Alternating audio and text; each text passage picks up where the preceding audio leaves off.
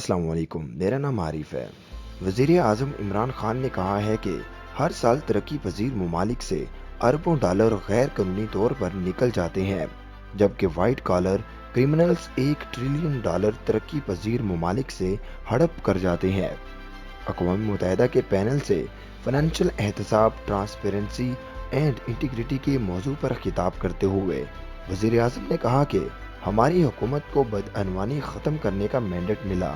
हमारी हुकूमत को मैंडेट मिला कि फाइनेंशियल क्राइम ख़त्म करने हैं। वज़ीर आज़म ने मनी लॉन्ड्रिंग और टैक्स चोरी करने के लिए ठोस इकदामात उठाने पर जोर देते हुए कहा कि हर साल तरक्की पजीर ममालिक से अरबों डॉलर गैर कानूनी तौर पर निकल जाते हैं, जबकि वाइट कॉलर क्रिमिनल्स $1 ट्रिलियन तरक्की पजीर ममालिक से हड़प कर जाते हैं। ऐसे कवानीन बनने चाहिए जिससे तरक्की पजीर ममालिक का लूटा हुआ पैसा वापस आए। इन्होंने कहा कि मल्टी नेशनल कंपनियों के टैक्स चोरी के इकदामात को रोका जाए। आलमी बरादरी को इंसदाद मनी लॉन्ड्रिंग के लिए मुश्तरका इकदामात करने चाहिए। वज़ीर आज़म का कहना था कि गरीब और तरक्की पजीर ममालिक से लूटी गई रकम वापस की जाए।